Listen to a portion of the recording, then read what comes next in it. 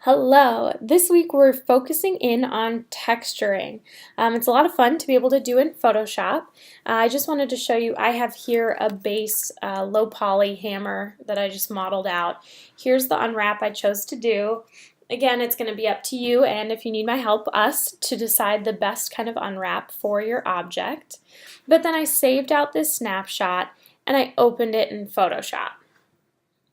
Now the cool thing is, texturing is definitely hard work, but the hard work of unwrapping and figure out where things are going to go, already done. So all of this negative space, you're free to do whatever you want with, because it's only what comes in the lines that's going to go on your object. Now it's really important to know though what is what. So for example, if I go into face mode, I'll just select these.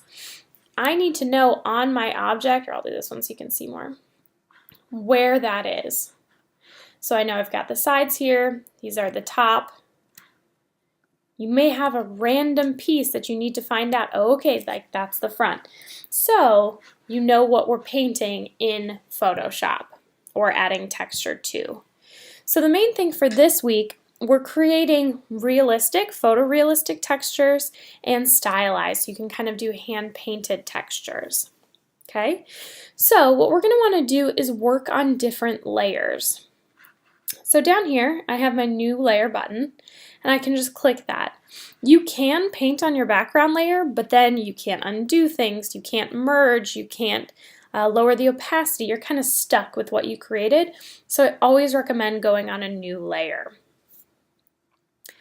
That being said, again, this negative space is yours to play with. So if you want to hit T for the text tool, and you can write, what things are. I just wrote top there. I know it's super tiny. But you can put little notes for yourself if you're unsure what you're looking at.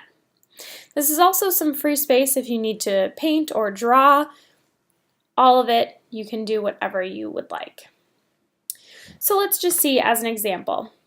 So I'll do new layer. I can hit B, which is for my brush tool. I'm going to start with the more stylized, hand-painted look. At the top here, anytime you have a tool selected, these are kind of your options. So I've got the size of my brush and the hardness. So I'm going to use the brackets next to P, and if you click those, you can make your brush larger or smaller. I'm holding it to get it to go so quickly. But I'm going to click and let go. That's what a hard brush looks like. If I turn it all the way down, same size brush, but that's what zero hardness or a soft brush looks like. So it's going to depend on what you want. And again, you can go in between. Over here, we've got your color, your foreground color. This is your background color, but this foreground color is going to be what you're going to paint with your brush. So you can feel free to pick, whatever color you would like. This is hue, saturation, and brightness. So we're dealing with hue. It should be the one that you guys are the most used to seeing. So I would just click on the H for hue. But now, making sure again, we're in our new layer, we can actually just paint over our object. Now again, painting outside the lines doesn't matter. What does matter is if I had a harsh line inside my hammer that I wanted to deal with, then you'd want to be more meticulous. So I can paint all of this. Now you're going to want to add some detail. Let's say, oh no, I did go over the edge. I can hit E. Sorry about that. I can hit E for my eraser, and I can actually go in and erase. Again, this is why it's important that you're on a new layer, because if I were on my background layer, I'd be erasing the actual layer with it. So I can see I want that, etc. Now you're going to want to do a lot more detail in this. I'm just trying to show you some base techniques. You'll always want to go in kind of with a smaller brush. You can add some highlights, some shadows, some details. Now, when I say highlight and shadow, I mean to show depth of an object. You don't want to add a huge highlight or shadow on your object as if a light were shining, because we're going to create lighting in-game or in Max or in Maya, and you want your object to be able to reflect that. You don't want it to be stuck looking like, well, the light's always from the top, but then it's in a game where the sun is setting. So just to quickly show you guys, again, on my layer, B for my brush, not the eraser, and I'm just going to paint. Again, I would like you to take your time and make sure you're adding some details. But again, just to show the main idea.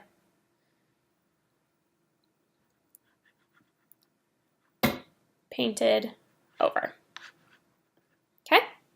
So now this doesn't look like very much, and it looks a little messy. Again, of course, you will have more detail, but what I can do is hide the layers that I'm not dealing with. I've got this here, and I'll just save this as. So I can do an export or a save as. Oops, I don't want to do save. Save as. I'll call this hammer style texture. And then I'm going to just save this as a JPEG. If you save it as a PNG, PNGs again hold transparency. You're going to get some see-through parts on your model, so I wouldn't do that. I would just save it as a JPEG.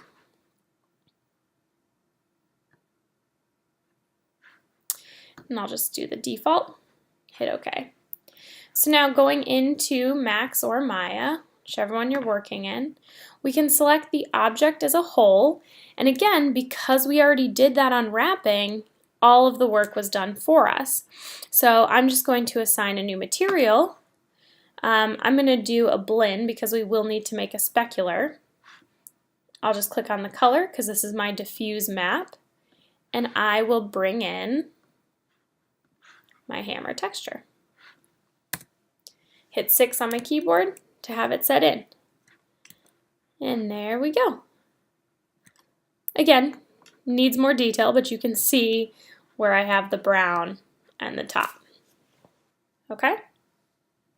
So now, if we're dealing with photorealistic textures, you'll notice that on Brightspace it talks about game textures and CG textures that you can use. And these are great resources that I would highly recommend that you save and remember.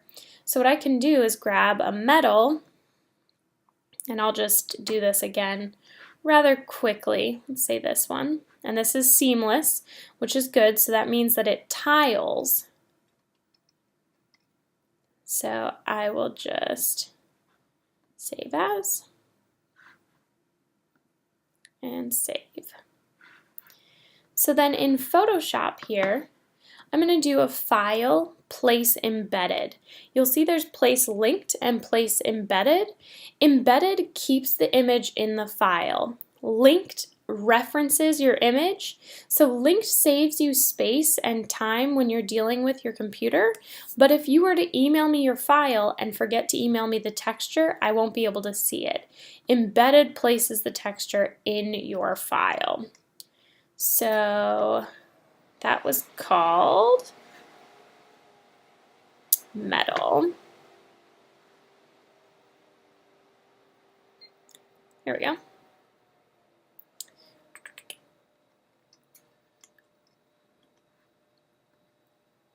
There we go. So I will do metal bar and then metal bar place. Okay, so whenever you place something, you get this bounding box. You must hold Shift, and then you can click a corner and drag to scale it up. We can hit Enter to have it set. I can always go Command or Control T to bring up that bounding box and size it again. So what I'm going to want to do is make sure that I place this over the parts of my hammer that I want to be metal. So I can do that. I can hit Enter. Good thing is this is a tileable texture, so I can hold Control or Command and Alt Option, and that copies and pastes it for me. So I'm just going to keep moving this across like so. Okay. So I might want to just group these so I don't have to deal with it. So I can hold Shift and select all the layers, and then if I right mouse click, I have this option here, and I can merge layers. So now this is just one layer. Now I need to see through this to erase, on pieces where I don't need it. So right here, I can lower the opacity. So then I can hit E for my eraser. Let's say I was going to do a different texture up here. I'm going to increase the hardness so that I've got a nice harsh edge. I'm just going to erase it from the pieces that I don't want it on. Now, this may be the top of my hammer and I want it there, but just so we can see. And then you can go in and find, a different texture that you want to use for the other portion or part.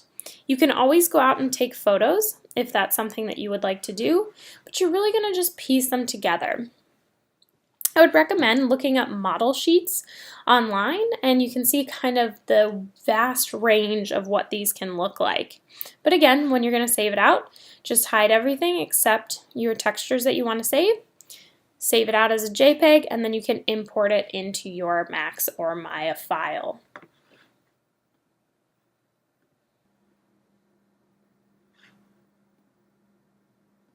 Alright, so I took a little bit of time and I made my photorealistic one. Again, really think about adding details. The good thing to think about is if you're going to have a seam, you don't place it where you have an object and then you won't see that seam, you'll just see the texture.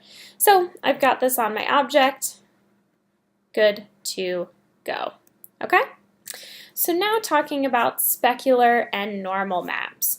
So specular tells Maya, or Max, what part do you want to be shiny? Like, yes, I've made a blend, but I haven't said I want this to be matte and this to be reflective.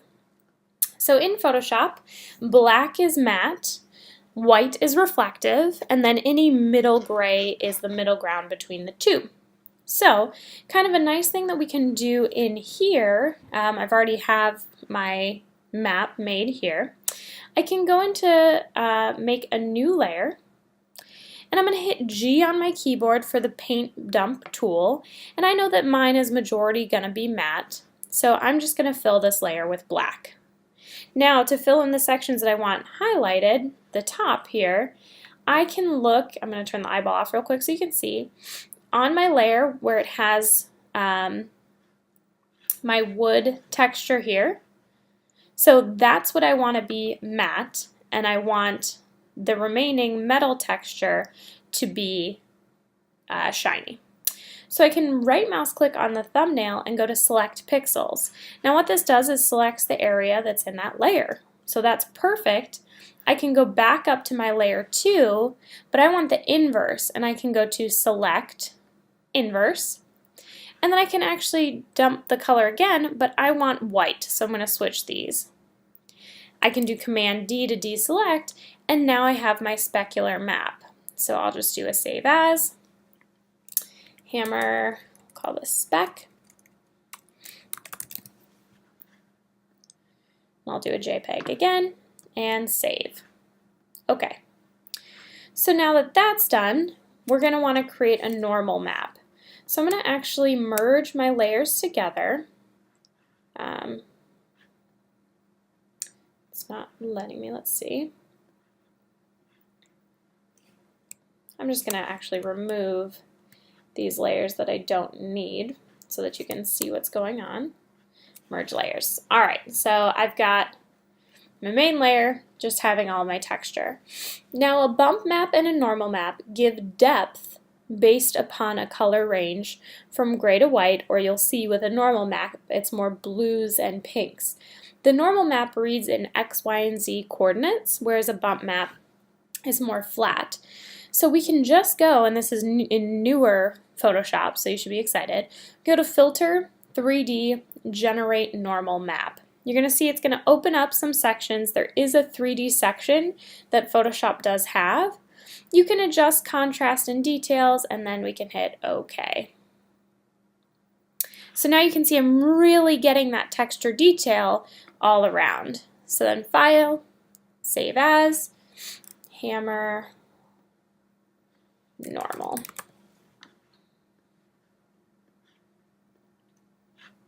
And OK. So then in Max or Maya, we want to go over to our blend or whatever you are using, but again you want something that has some highlight. in our bump map section is where we can import our normal map. You can see it really created some deep textures, which we can always go into the bump and kind of tone down to how you see fit. And then we can go back in and go down to our specular color and import that specular map that we did. Alright, so now you can see there's no shine here where there's shine there. Alright, so that's what we're looking for. You want those 3 different files one for realistic, one for stylized, and then you want to go through and for your main assignment start adding some details. You can go, now okay, don't go crazy with poly count, but you can really increase the poly count to get the details that you would like. Yes, a bump map really does add detail, but think about the stuff that you can do with modeling, okay? And let me know if you have any questions. Have a good week.